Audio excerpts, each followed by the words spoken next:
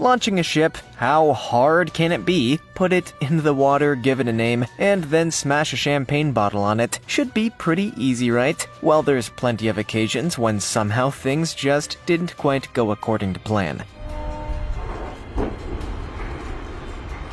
From the bridge that got in the way to swaying ship that flooded a highway, here's 15 ship launches that went horribly wrong. Number 15.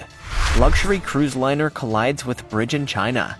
China is building a lot of big stuff at the moment, and that includes cruise liners. This particular ship was named the Pearl No. 7 and set off on its sudden maiden voyage in Wenzhou, east of China's Zhejiang province. The 530-foot-long ship is a massive 7 stories high, and it was sailing along the Uzhang River, which flows under the Wenzhou Bridge. Only that 7 stories was 1 story too many, and the ship's chimneys collided with the bridge. The impact damaged the chimneys and also left abrasions on the bridge, which was reported to have been swaying after the impact. Authorities launched an investigation into the damage and also into the case, ultimately blaming elevated river levels due to heavy rain in the previous days. But there is also an investigation into the height of the ship and its draught. The ship was not operating on its own power, instead being towed along the river by a tugboat as it made its way to a seaport where it was due to take onboard passengers for its first luxury cruise. Although there'll be a few hundred disappointed Chinese tourists now.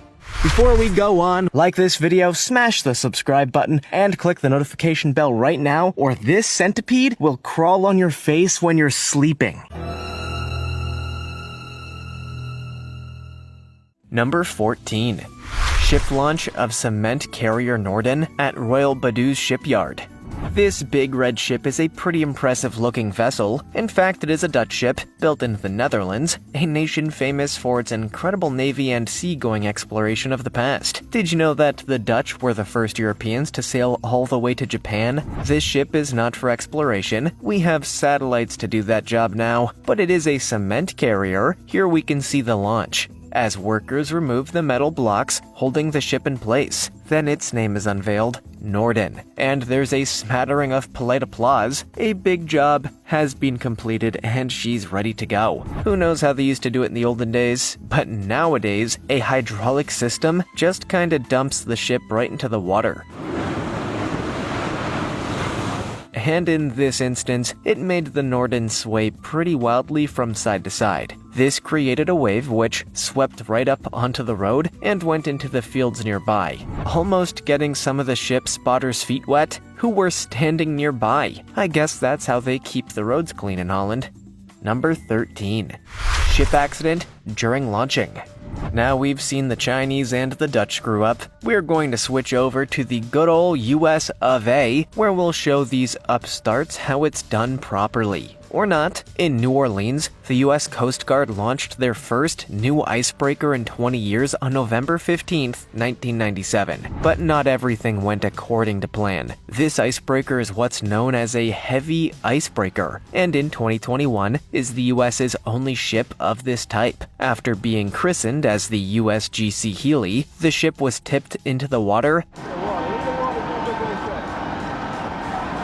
and this heavy ship might have been a little too heavy, as it kicked up water and debris, which ended up injuring 20 people on the viewing platforms nearby. Bones were broken and others suffered cuts and bruises, as the ship created a much bigger wave than had been anticipated, throwing up a huge wave of that especially muddy New Orleans water, along with some other objects. Next time, put the viewing platform a little further back. Number 12. Panama Canal ship accident.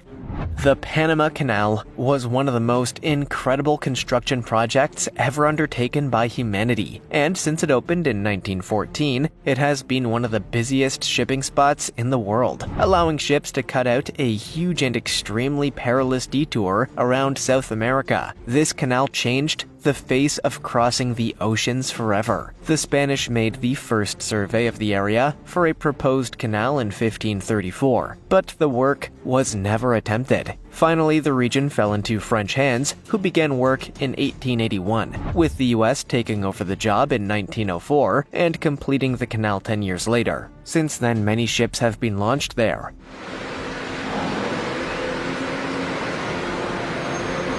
And hopefully most of them were more successful than this one. On each side of the ship are tow trains, which help to guide it through the narrow canal lock. Only someone clearly screwed something up, and the massive ship ends up getting a little too close to one of the trains, ending up crushing it. The train, also known as a mule, ended up in pretty bad shape after going head-to-head with this massive container ship.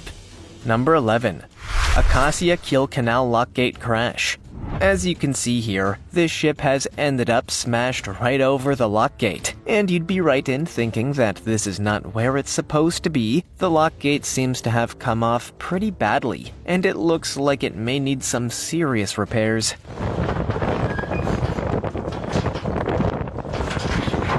The container ship Acacia had this accident on the Kiel Canal in Germany, which is a 61-mile-long freshwater canal in the German state of Schleswig-Holstein. It's a pretty useful canal, which cuts out the need to sail all the way around Denmark, which has some pretty choppy waters at times. On June 20th, 1895, Kaiser Wilhelm officially opened the canal, an event which was captured by the British director Bert Akers. The first ship through was a Sunderland-built wooden bark named Lily, and by all accounts, things went a lot more smoothly than it did when the Acacia tried to make its way through. The canal was famous for a while in 1936 when Adolf Hitler closed it to international shipping, which threatened the British economy and was one of the steps which led Britain declaring war on Germany in 1939.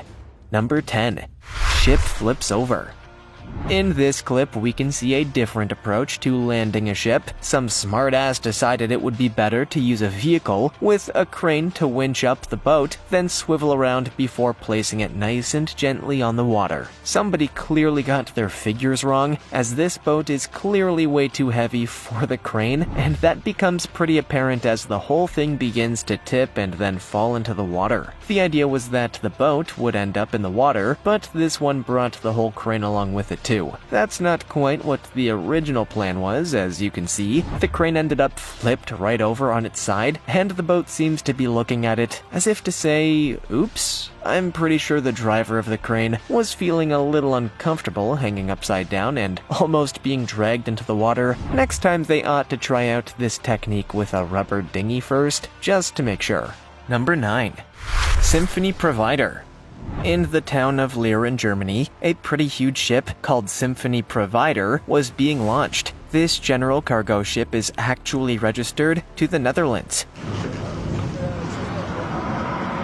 It is a pretty hefty vessel with a tonnage of 6,740, built in 2017. The launch is looking like it was all going to plan, but then something isn't quite right. The part where the big ship is supposed to, go in the water. Yeah, that's the part that didn't happen. It seems the ship got stuck at the bow on the shipway, which meant the shipway wasn't slipping. Did they put enough WD-40 on it? But then finally someone took care of the problem, and the friction overload was resolved, and the ship finally made its way down to where it belongs, the water. Leer is a town which plays home to many German shipping companies, and 20% of the German merchant fleet is registered to the port. People have been living here since at least 3200 BC, and it's known to be a pretty nice town, since it managed to avoid being the target of Allied bombing in the Second World War, in spite of being an important shipping place. Number 8. KM Wihen Sagittara. Out to Indonesia now, we are going to take a look at the passenger ferry KM Wihen Sagittara. This ferry sank dramatically at Lemong Bay, with hundreds of passengers and vehicles aboard. A few hundred yards from the launch site, water began to pour into the ship, and the captain made the decision to try and turn around and return to port before things got too bad. but the ship began listing severely to the starboard side and then began sinking. Authorities dispatched several rescue vessels, and a search and rescue operation was launched. This operation successfully pulled more than 100 people from the water, although 16 were immediately transferred to a nearby hospital with life-threatening injuries. As the rescue continued, rescuers had no idea how many passengers were aboard the ship, so confusion began to threaten the lives of many. Currently, the ship had tilted back and partially sank, but we are afraid that might have some people inside the wreck, said the head of public relations of Terminal Among Bay, Rika Yusamara, at the time. Number 7. Ship launch goes horribly wrong. From there, we skip over to this video, which is from the news network CBS. Right off the bat, things look pretty much normal. We've got a ship in the video, and that's generally a great start to any ship launch, because, if there's one thing that's really gonna ruin a ship launch, it's not having a ship. Then you just have a launch, and you just know some smartass is eventually gonna start asking awkward questions about what is it you are launching and if the booze is free here. It's not just any old ship, but a pretty big one. It's ready for its first dip in the water, just like a big baby duck made of metal and stuff. Anyway, the ropes are attached, and we are just about ready for our ship to launch, so the machines or strong dudes on the other end of the ropes start giving the thing a big pull, and it slides down into the water and, that's gone in a little too heavy, causing a huge and powerful surge of water to obliterate the wooden fences at the dock edge, which then hit people in the crowd, including the guy filming. Number 6. Scott Explorer. Here we are at the launch of the ship Scott Explorer in the Netherlands once again, back on October 11th, 2019. This is the Royal Rodus shipyard in Hugoland, and it seems like the Dutch are a little slack sometimes when it comes to ship launches, given how many we found that went horribly wrong. That said, some more slack is exactly what they could have done with during this incident. First up, we see the dock workers doing the kinda dangerous-looking job of hammering the supports out from under a massive ship. You sure wouldn't want that to slip off and fall on ya, but hey, it's not like anything could possibly go wrong, right? Anyway, we see the nice, shiny red hull looking all clean and scratch-free, and not covered in barnacles, which, by the way, is the reason ships' hulls are red. The copper in the red paint is a barnacle deterrent. The first sign things aren't going well is that it starts raining. You just know it's gonna be a long day. The ship goes in, but drama! One of the ropes at the stern snaps, and the ship is heading to the far wall, where it gets a big prang from the wall, scuffing up all that nice red paint job. Number 5. 10 million yacht sinks at launch. The super rich, cruising around the world in their diamond-plated mega yachts. An easy life, you might think, but what if your $10 million yacht doesn't even make it into the water at its launch? How are you going to race Bill Gates and Jeff Bezos across the Caribbean Sea then? You'll just have to stay home and play with your helicopter collection, I guess. Anyway, that's what happened when this 90-foot yacht, named Baden, when it was launched in the Washington state. For $10 million, you want the boat to be standing upright at least. The yacht builders' New World Yachts were like, it's your launch equipment, not us to blame. Then they laid off 52 staff and went out of business. The bad news was that there were 6 people on the yacht when it was launched, but all were rescued without any serious injury to anyone. The physical evidence on, and adjacent to, the launch ramp suggests that the dolly carrying the weight of the port stern of the yacht may have suddenly dropped off the edge of the boat ramp during the launch, causing the vessel to experience a sudden list to port from which it could not recover in its light condition for launch, said the company in a press release. Number 4. This NYC ferry crash.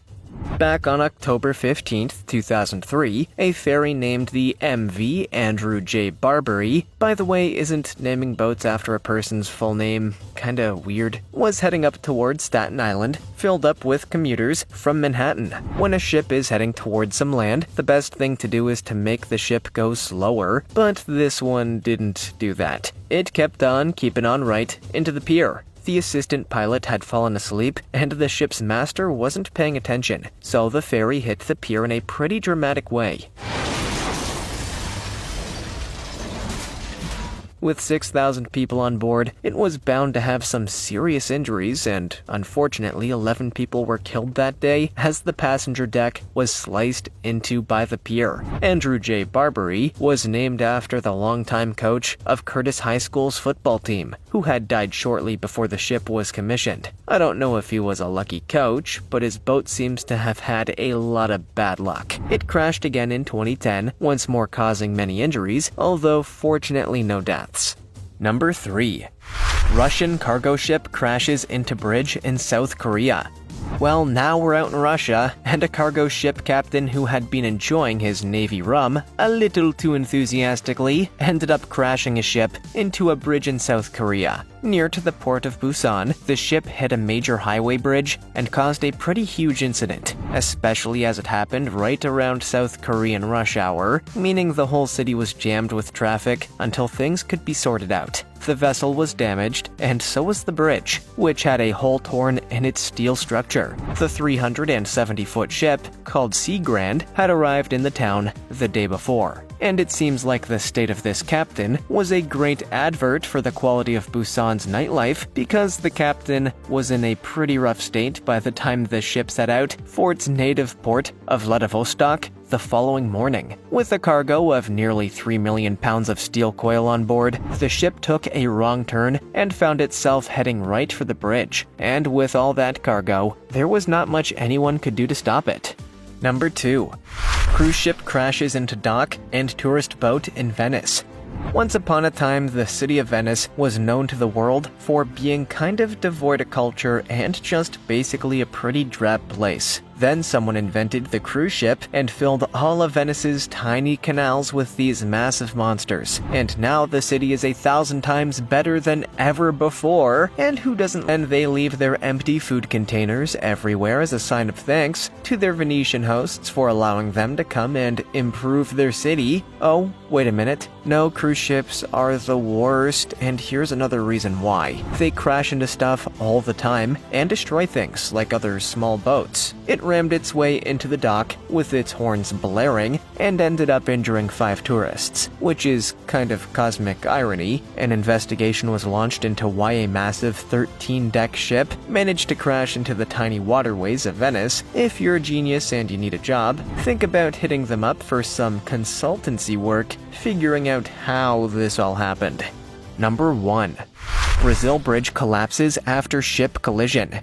Ships are big, and when they collide with stuff, they damage stuff. That's what happened here in Brazil when a ship crashed into a bridge pillar, pretty much completely destroying it and dramatically causing 2 cars to fall into the water, according to witness reports. The 5 crew members were reported to be unhurt, but other injuries or fatalities are unknown, as scuba teams were deployed to search the river. The governor of the state of Pará, where the incident occurred, was forced to sign a state of emergency to deal with the incident. Our priority is searching for victims and giving complete support to their families, he told state media. Pará is the Amazon region of Brazil and contains one of the country's busiest ports, Belém. There had been reports that the pillar on the bridge was seriously corroded, but that governors had failed to produce the funds needed to carry out the repairs. And, well, now there's a pretty big mess to sort out that's going to cost a whole lot more. When you factor in the lost trade from all the delays, have you ever seen a ship launch that went horribly wrong? What was your favorite story on our list today? Let us know in the comments below. Also, check out our other cool stuff showing up on screen right now. See you next time.